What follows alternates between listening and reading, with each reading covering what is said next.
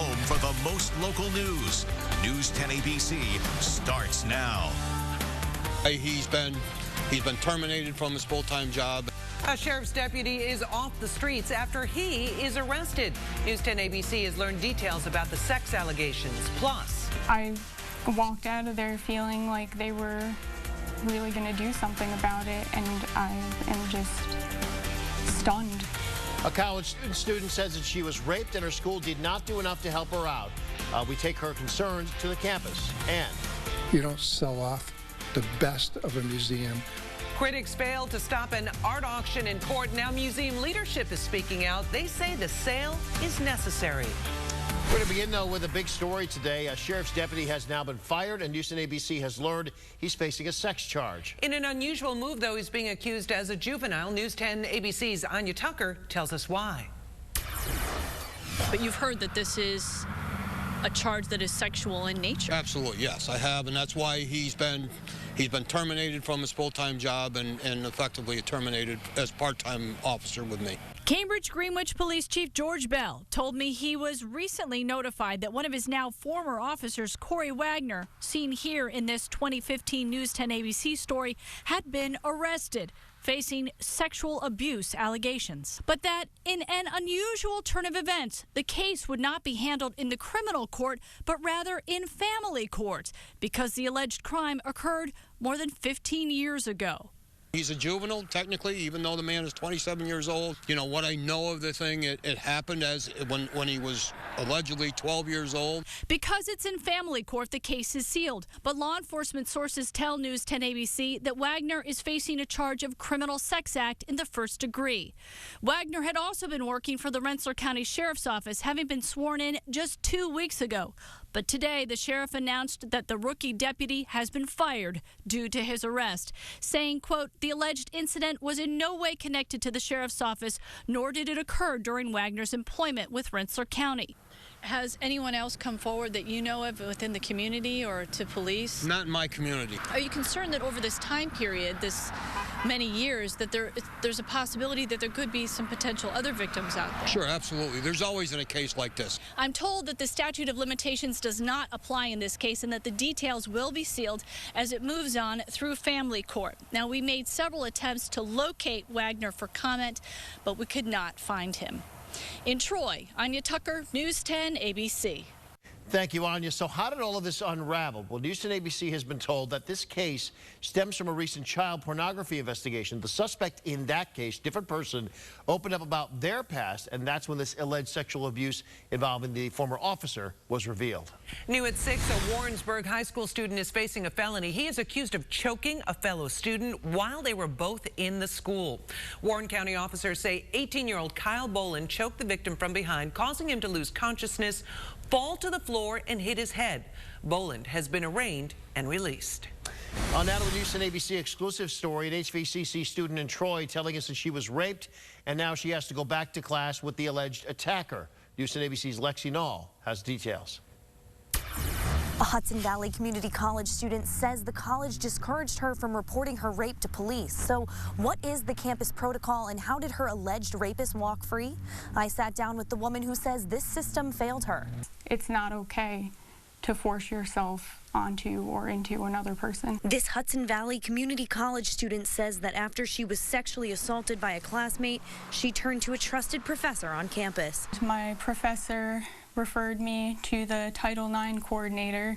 And she says what the Title IX coordinator told her next was discouraging. She told me that she's seen cases like this before and they're very hard to prove. And so even though she was told contacting police was an option, the student turned the matter over to the school. In terms of reporting, they have the option to either report on campus and move through their judicial process, or they also have the option to report off campus to local law enforcement. You don't want to sway a victim or survivor one way or another. The school's Title IX coordinator declined an on-camera interview. Instead, the school sent a statement explaining the college complies with state and federal law. All students are informed of their rights, including the right to make a report to college public safety, local law enforcement, and/or state police. A panel of Hudson Valley students and school officials let the alleged rapist resume classes with no punishment. I walked out of there feeling like they were really going to do something about it, and I am just stunned. Reporting in Troy, I'm Lexi Nall, News 10, ABC. New details now in the search for evidence in a cold case. Police telling us they have wrapped up their work at a Fulton County site, and they did not find anything of value to the investigation. Search started yesterday and continued today at a property on Route 30 in Northampton. It was connected to the Tammy McCormick case. She went missing back in 1986 when she was only 13 years old. The case is still open. Police in Albany are investigating a shooting happened around 4 p.m. today on Hunter Avenue. Officers say the 17-year-old victim suffered a gunshot wound to the abdomen. He's expected to recover. No suspects yet in custody. Continuing coverage now on an art auction controversy brewing in the Berkshires. A court is now ruling the sale can go on as scheduled. News 10 ABC's Rachel Kunis has been dedicated to the story for a while now. She has your update. 51 years in the art business, and Charles Flint has never seen a deaccession as depleting as the one planned by the Berkshire Museum. No, it makes no sense to me. Timeless works by iconic artists like Norman Rockwell will be lost to the public next week. A Berkshire County Superior Court judge ruled in favor of the museum's planned sale of 40 pieces of artwork. The community is devastated. You don't sell off the best of a museum and completely rip apart one of the nicest buildings in Pittsfield. Judge John Agostini says the plaintiffs have no legal standing and scolded the Attorney General's office for its incomplete investigation, writing, "The AGO has given this court utterly no reason to expect that convincing evidence will ever be forthcoming." Board of Trustees President Elizabeth McGraw says it took 2 years to make the difficult decision to deaccess. The responsibility of keeping this museum open and sustainable and relevant weighed so heavily on myself and the board.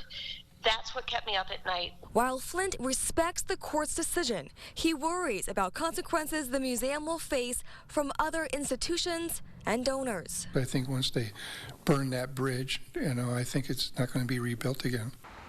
The 2 Norman Rockwell paintings will be among the first items to go up for auction on Monday, November 13th. Reporting in Pittsfield, I'm Rachel Kunis for News 10, ABC. Election day yesterday showing a relatively low number of voters casting ballots. A new mayor will be welcomed in Saratoga Springs. Current mayor keeps her job in Albany. And a constitutional convention question solidly rejected. At this point, though, the race for Rensselaer County's next executive is still up in the air.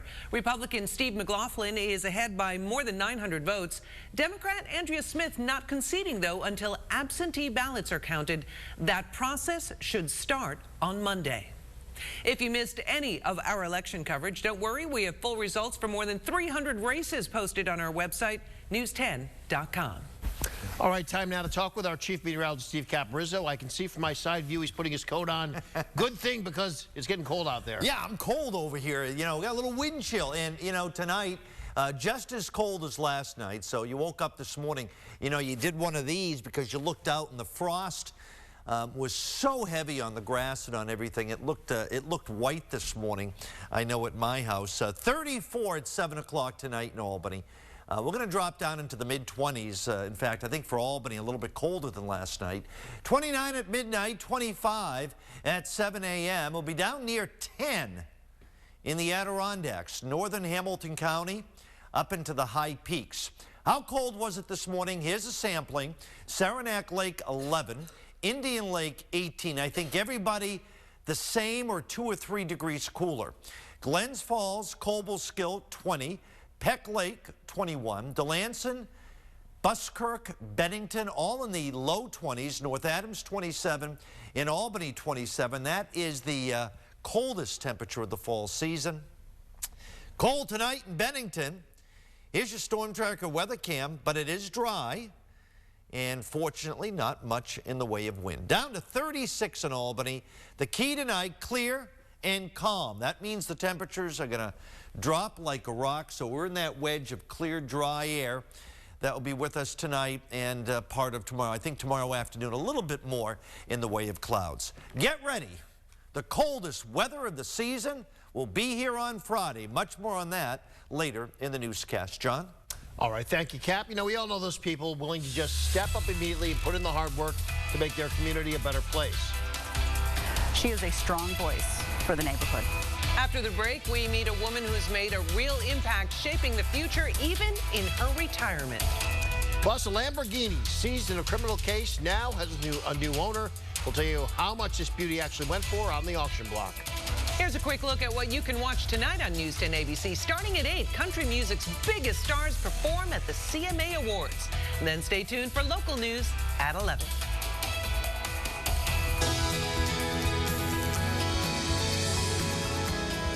Our inspiring woman today has played a part in nearly all the recent renewal projects in the Pine Hills neighborhood of Albany. When there's something wrong there, she's the first one to jump up and say, let's fix it. News 10 ABC's Tim Lake has her story. It looks much, much better now.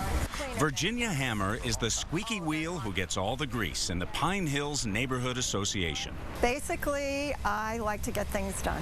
Virginia has been at the forefront of a Pine Hills community renewal, from theater to restaurants to landscaping parks. I like to get ideas or take other people's ideas, but whatever sounds good and whatever sounds doable, I'm just ready to try to take it on.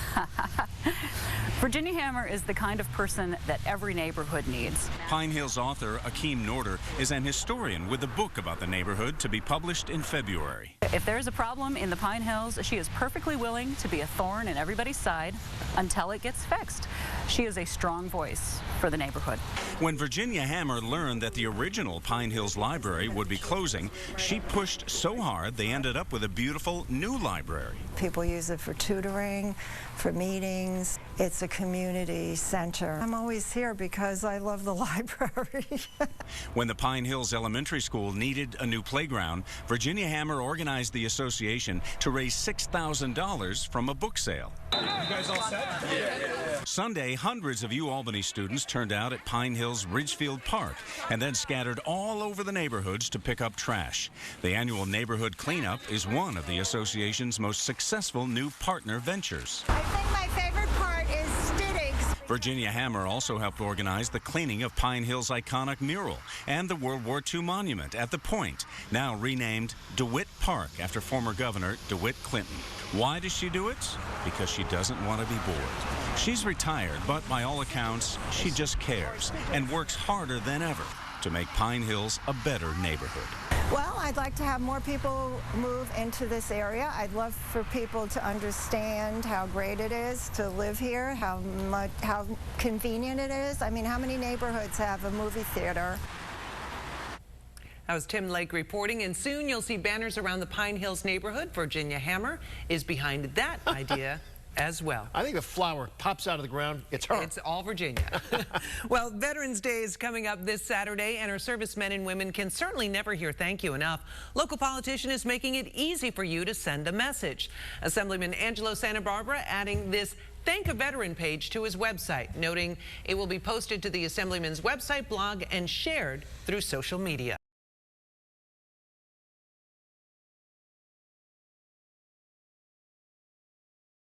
Dedicated, determined, dependable.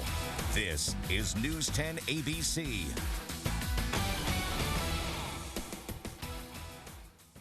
Trump. So let's do it, Albany.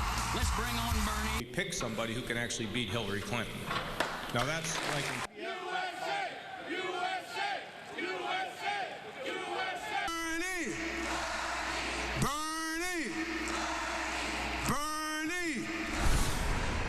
Yeah, it looks like everybody's in town, right? Good evening. Thanks so much for joining us. I'm John Gray. And I'm Lydia Colbita. You just heard 3 presidential hopefuls setting their sights on local voters ahead of next week's primary. Bernie Sanders, Donald Trump, John Kasich, all appearing today at rallies around the capital region. News 10 ABC has full, in-depth team coverage. We want to go first to the Times-Union Center, where Donald Trump getting ready to address a huge crowd of supporters. Our Ayla Ferrone and Rachel Yankunis are both there. We'll begin with Ayla outside. And Ayla, what have you been seeing outside the Times-Union Center?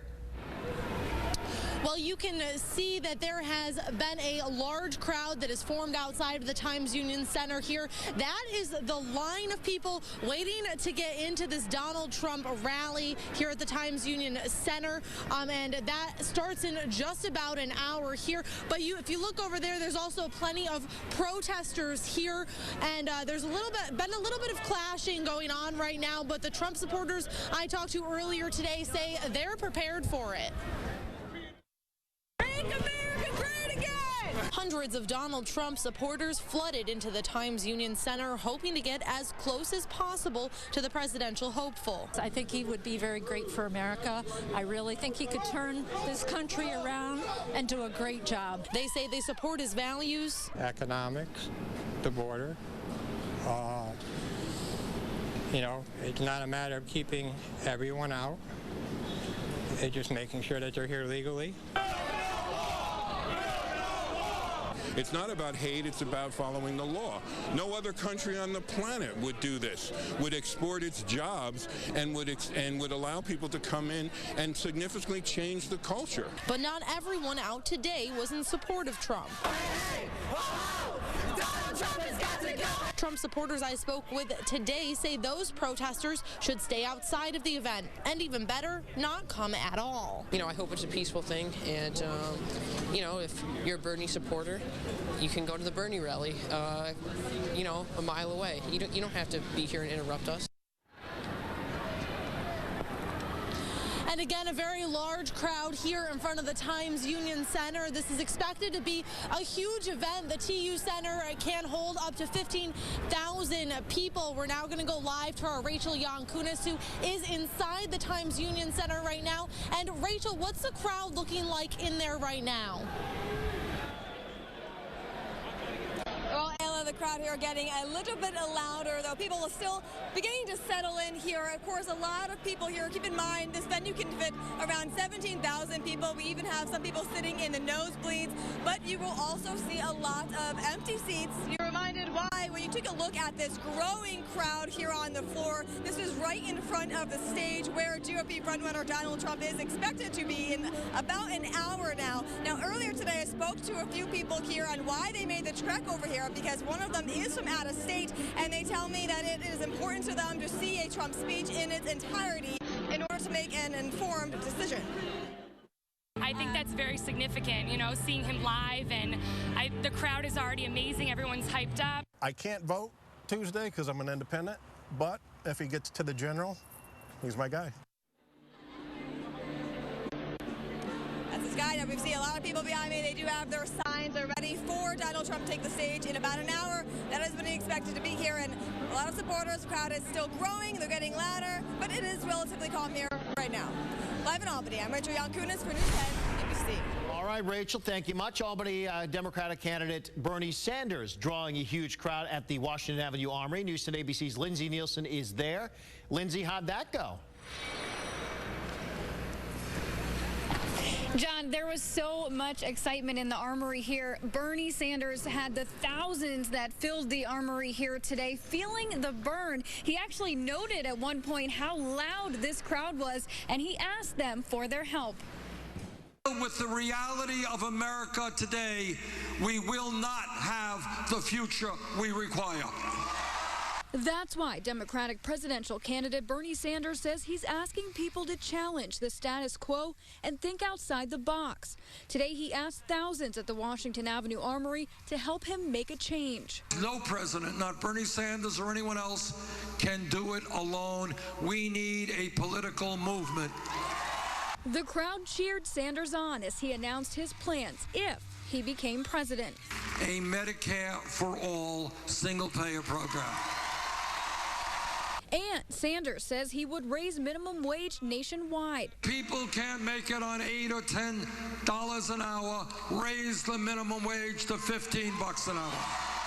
Sanders says his campaign has been listening to people, not wealthy campaign donors, and he wants to take big money out of politics. How does it happen that we could give billions of dollars in tax breaks to the wealthiest people in this country but supposedly we don't have the resources to rebuild inner cities in America.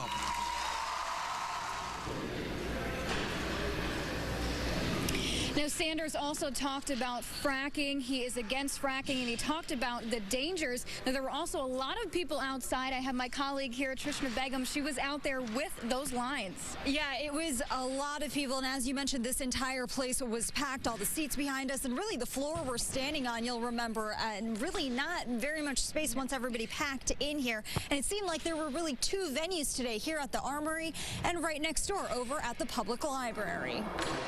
The line snaked around from the entrance of the Armory all the way down Washington to the back of Elk. More than 4,000 people in all waiting to get inside of the Armory. The first few people in line so eager to hear from the senator, they showed up at 5 a.m. And for hours, they were entertained by die-hard Sanders supporters who came with instruments, signs, and dancing skills to make sure the crowd was feeling the burn. But not everyone was able to make it inside. About 2,000 people crowded outside, where Senator Sanders made a brief appearance so he could address everyone. And even though many like Paul Giller had a good idea of what Sanders would talk about, he knows it's important to drum up support because Sanders will need all the votes he can get against Hillary Clinton in the primaries. You know, I've listened to Bernie all the way through this campaign, so I pretty much know what I'm going to hear from him. He's going to tell us that he supports us and he represents us. It's an uphill climb, and it's going to be a lot of hard work for him. But here's the truth. Working people are used to working hard and used to fighting uphill. And most of the people I spoke with today say they are planning to go out and vote on the 19th in the primaries for Bernie Sanders. They are registered to vote, and that's really going to be the real test, is if they can get everybody who is here inside the Armory and even those crowds outside to get them to get out and vote on Tuesday. Reporting live in Albany, I'm Trishna Begum for News 10 ABC. Thank you, Trishna. Republican presidential hopeful John Kasich also making stops in several capital region cities. News 10 ABC's Noel McLaren joins us live from Troy, where he answered questions at LaSalle Institute. Noel? He sure did. Kasich today in a more intimate setting, in a town hall setting, where he responded directly to questions from a crowd of about 350 people. He tried to prove today that he still has momentum and that he is the Republican candidate, if he is selected, that could beat Hillary Clinton in a general election. Turn them down whenever you get a chance, because I can't see anybody. So Republican candidate John Kasich asking for the lights in his face to be turned down, making sure he got a good look at his potential voters here in the capital region. He may not be leading in the polls, but he was greeted with a standing ovation, and he says he's confident he'll still be standing come the Republican convention. I'm surprised it's this small, but I think the fact that the other two, you know, that there's other functions today, maybe part of the reason that he's not getting that big of a turnout. And he'll need all he can get. Supporters we spoke with say they're concerned with the smaller turnout with other candidates in town. I think we're going to go to a convention, and I think when we get there, okay, but I really need to have your support. He focused on a range of issues, including his concern for the economy. He brought in a national debt clock, saying we need to restore confidence in business. When those numbers go up, it means your prospects for jobs go down. When those numbers go up, it means the economy is weaker. Kasich's next stop is tonight in Saratoga. We are live in Troy. Noel McLaren, News 10 ABC. Thank you, Noel, and stay with News 10 ABC tonight at 10 and 11 for more on that and all the day's events. All right, let's check in with our chief meteorologist, Steve Caprizzo. I was thinking, Cap, they had the signs feeling the burn. Some of those people who waited in the lines were feeling the chill, too, today. Yeah, it was cool and wet, and another round of rain moving in. Actually, not bad right now. The warmest part of the day, the temperature at 50. We have a south wind at 13 miles per hour. One band of rain moving through this evening, and another area wet weather arrives after 9 or 10 o'clock tonight, so the rain will be picking up. All right, your forecast, periods of rain or showers, mid-40s tonight. It ends early tomorrow, a pretty decent afternoon. High near 53, and Wednesday partly sunny, and temperatures in the mid-50s. Much more coming up later in the newscast. Back to you, John. All right, thank you, Cap. Now, after the break, our election coverage, we're not done yet. We got a one-on-one interview with Vermont's own presidential hopeful. News 10 ABC's Heather Kovar sat down with Bernie Sanders. What do you have to say about the economy, education, and the EPA? You are watching News 10 ABC. Well, as you know, presidential candidate Bernie Sanders was in town today speaking about his fight for the White House. News 10 ABC's Heather Kovar had a chance to sit down and talk with him one-on-one. The people who wrapped around the block and back to see Bernie Sanders were mostly supporters. However, many of them say they just want to hear more of what the Vermont senator had to say. I got a chance to ask him a few questions. You're touching on one of the great crises facing America, and that is our middle class is declining. People are working longer hours for low wages. Senator Bernie Sanders says we have to change the economic culture in this country. He's going to the Vatican Thursday to give a speech on how to create a moral economy. And what a moral economy is about is not cutting wages of older workers. That is not a moral economy. That is a greedy economy. His rally motto, a future to believe in. He says everybody has the right to know what is in their water by a strong EPA. Our people should not be drinking unhealthy water. As for funding free public college education, a tax on Wall Street. Now, nobody asked when we bailed out Wall Street, how could we do that? Well, if we could bail out Wall Street, you know what? I think we can have a tax on Wall Street speculation and make sure that Wall Street now helps working families being able to send their kids to college. After this rally, Bernie headed to Buffalo, and then tomorrow he continues his upstate trip in Rochester and Syracuse. Reporting in Albany, Heather Kovar, News 10 ABC. All right, thank you much, Heather. Be sure to go to our website, news10.com, for more on all of the candidates in town. Plus, we will be live streaming Donald Trump's rally when he gives the big speech tonight. Watch it on News 10.